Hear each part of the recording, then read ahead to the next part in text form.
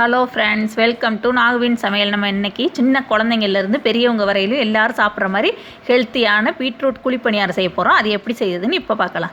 இப்போ தான் எங்கள் சேனலை ஃபஸ்ட் டைம் பார்க்குறீங்கன்னா கீழே இருக்கிற ரெட் கலர் சப்ஸ்கிரைப் பட்டனை கிளிக் பண்ணுங்கள். கூடவே இருக்கிற பெல் ஐக்கனையும் கிளிக் பண்ணுங்கள். அப்போ தான் நாங்கள் போடுற வீடியோ எல்லாம் உங்களுக்கு நோட்டிஃபிகேஷனாக வரும். இது செய்கிறதுக்கு இப்போ நான் வந்து 1 டேபிள் ஸ்பூன் அளவுக்கு கடலைப்பருப்பு எடுத்து வச்சுருக்கேன். இந்த கடலைப்பருப்பு 1 டேபிள் ஸ்பூன் எடுத்துக்கணும். அப்புறம் 2 டேபிள் ஸ்பூன் அளவுக்கு திருகின தேங்காய் துருவல் எடுத்து வச்சுருக்கேன். அப்புறம் 2 பச்சை மிளகாய் எடுத்து சின்ன சின்னதாக நறுக்கி வச்சுருக்கேன். நீங்கள் வந்து உங்கள் காரத்துக்கு தகுந்த மாதிரி எடுத்துக்கோங்க. அப்புறம் பாதி வெங்காயம் எடுத்து அதவே இந்த மாதிரி நைஸாக நறுக்கிக்கோங்க. அப்புறம் கொஞ்சம் ஒரு கைப்பிடி அளவுக்கு நான் வந்து இது கோரியண்டர் கொத்தமல்லி எடுத்து அதையும் நறுக்கி வச்சுருக்கேன். அப்புறம் 1/2 கப் அளவுக்கு கேரட் எடுத்துருக்கேன், துருவின கேரட்டு. 1 கப் அளவுக்கு பீட்ரூட் துருவி எடுத்துக்கோங்க. 1 கப்பு பீட்ரூட் எடுத்தால் தான் நல்லாயிருக்கும் டேஸ்ட்டு. அதுக்காக அது வந்து நிறையா இருக்கணும், இது வந்து கம்மியாக இருக்கணும். இப்போ நான் வந்து ஒரு சட்டி வச்சுட்டு அதில் 2 டீஸ்பூன் அளவுக்கு எண்ணெய் ஊற்றிருக்கேன். எண்ணெய் சூடானதும் 1 டீஸ்பூன் அளவுக்கு கடுகு போடுறேன். 1/2 டீஸ்பூன் அளவு உளுந்து போடுறேன். உளுந்து செவந்ததுக்கப்புறம் இது கடலைப்பருப்பு வச்சுருந்த கடலைப்பருப்பு அதோட சேர்த்துறணும். இப்போ அதோட கொஞ்சமாக சின்ன ஜீரகம் ஒரு 1/2 டீஸ்பூன் அளவுக்கு சேர்த்துக்கோங்க. இது எல்லாமே நல்லா நம்மளுக்கு வந்து வறுபடையில் அவ்வளோ ஒரு நல்ல மனம் வரும். சூப்பராக இருந்துச்சு அந்த ஸ்மெல்லே நம்மளுக்கு. இதெல்லாம் நல்லா செவந்து வந்ததுக்கப்புறம் இந்த மாதிரி பருப்பெல்லாம் நல்லா செவந்து வரணும். வந்ததுக்கப்புறம் நம்ம வந்து நறுக்கி வச்சுருக்க பச்சை மிளகாயை ஃபஸ்ட்டு சேர்த்துக்கணும்.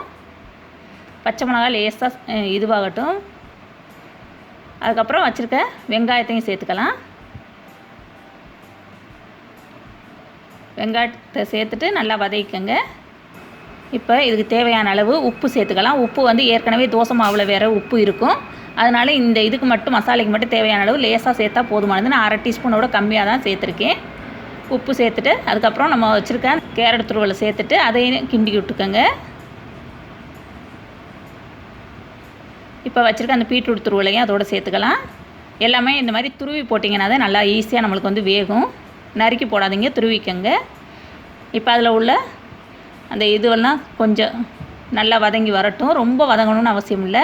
இந்த காய் வந்து லேசாக வதங்கட்டும். இப்போ பாருங்கள், காய் வந்து கொஞ்சம் நல்லா லேசாக வதங்கி வந்துருச்சு. இந்த நேரத்தில் நம்ம இதுக்கு தேவையான மசாலா பொடியெல்லாம் சேர்த்துக்கலாம். 1/2 டீஸ்பூன் அளவுக்கு தனி மிளகா பொடி சேர்க்குறேன். அவங்க காரத்துக்கு தகுந்த மாதிரி போட்டுக்கோங்க. இந்த மிளகா பொடியே கரெக்டாக இருந்துச்சு. சின்ன குழந்தைங்களுக்கு கொடுக்குறதுனா இதை விட கம்மியாகவே போடுங்க. இப்போ 1/4 டீஸ்பூனோட கம்மியாக தான் நான் வந்து மஞ்சள் பொடி சேர்த்துருக்கேன். எல்லாத்தையும் சேர்த்துட்டு நல்லா வதங்க விடணும். இப்போ வந்து வச்சுருக்க தேங்காய் துருவலையும் கொத்தமல்லியையும் சேர்த்தாச்சு. அதோட அந்த காயோட சேர்த்துட்டு நல்லா வதக்கிக்கங்க. ரொம்ப ரொம்ப சூப்பராக இருக்கும் இந்த பணியாரம். நம்ம வந்து பீட்ரூட் சாப்பிடாத குழந்தைங்களுக்கு இந்த மாதிரி செஞ்சு கொடுக்கலாம். ரொம்ப சீக்கிரமாக வேலையும் முடிஞ்சிடும் நம்மளுக்கு. எப்பவும் செய்கிற அதே இட்லி தோசையே செஞ்சு கொடுத்தோம்னா பசங்க சாப்பிட மாட்டாங்க. இந்த மாதிரி வித்தியாசமாக செஞ்சோம்னா ரொம்ப ஆசையாக சாப்பிடுவாங்க நல்லா. இப்போ பாருங்கள், நல்லா அந்த அளவுக்கு தண்ணி இல்லாமல் காய் வந்து நல்லா சுருண்டு வெந்து வரணும். அந்த மிளகா பொடியோட வாசமும் நம்மளுக்கு வந்து போயிடணும். அந்தளவுக்கு நல்லா வதக்கிக்கங்க. இப்போ இது வந்து நல்லா வதங்கிருச்சு. இந்த அளவுக்கு வதங்கினா போதுமானது. நான் வந்து இப்போ வந்து அடுப்பு ஆஃப் பண்ணிவிட்டு இதை இப்போ நல்லா ஆற விட்டுறணும். இப்போ நாம் எந்த கப்பில் வந்து பீட்ரூட் எடுத்தனோ அதே கப்பில் வந்து நான் வந்து 2 கப் அளவுக்கு இட்லி மாவு எடுக்கிறேன்.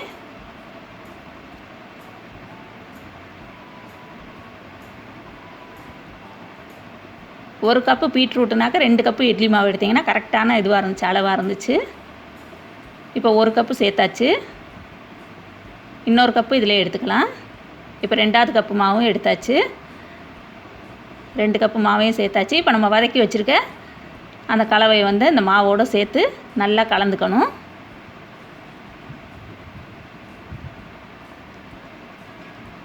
நல்லா மிக்ஸ் பண்ணிக்கோங்க. இது தோசை மாவு அளவுக்கு இருந்தால் போதும். ரொம்ப தண்ணி ஊற்றாதீங்க. தண்ணி ஊற்றுனீங்கன்னா அப்புறம் பணியாரம் வந்து நம்மளுக்கு நல்லா வராது. இந்த அளவுக்கு இருக்கணும்.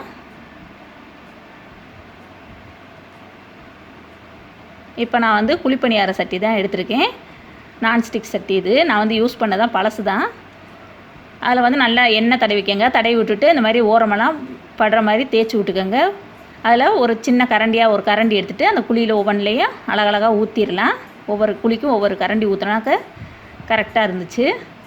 இப்போ இது வந்து நல்லா வேக விட்டுறணும். ரொம்ப ஹையில் வைக்காதீங்க, மீடியமாக வச்சு வேக விடுங்க. இப்போ வெந்ததுக்கப்புறம் நான் திருப்பி விட்டுட்டு இப்போ எடுத்துட்டேன் பாருங்கள். கருக விட்டுறக்கூடாது, ஏன்னா பீட்ரூட் போட்டதுனால இது வந்து கலர் இப்படி தான் இருக்கும். நம்ம வந்து கருக விட்டுறாமல் கரெக்டாக பார்த்து எடுத்துடணும். ரொம்ப தண்ணி ஊற்றினீங்கன்னா மாவாக போயிடும், உள்ளர வேகாமல் இருக்கும். அதனால் இந்த அளவுக்கு வச்சுக்கோங்க, கரெக்டாக இருக்கும்.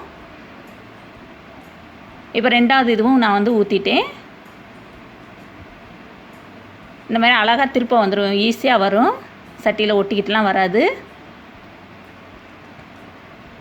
இப்போ பாருங்கள், எல்லாத்தையும் நான் வந்து ஒரு டிஷ்யூ பேப்பர் போட்டுட்டு அதுக்குள்ளார அந்த இதில் வந்து எடுத்து வச்சுட்டேன். இந்த மாதிரியும் நம்ம வந்து சட்டியோடு எடுத்து அப்படியேயும் கொட்டிக்கலாம், அந்த இது இல்லாமல் குச்சி வச்சு எடுக்காமல். இது வந்து சூப்பராக இருக்கும். இதுக்கு வந்து நான் வந்து இன்றைக்கி ரெட் சட்னி, தக்காளி சட்னி வச்சு சாப்பிட போகிறேன். இந்த சட்னி வந்து கொத்தமல்லி சட்னி, தக்காளி சட்னி இதெல்லாம் இந்த பணியாரத்துக்கு ரொம்ப ரொம்ப சூப்பராக இருக்கும். இந்த சட்னியோட ரெசிபி எல்லாமே நம்மளோட சேனலில் ஏற்கனவே இருக்குது.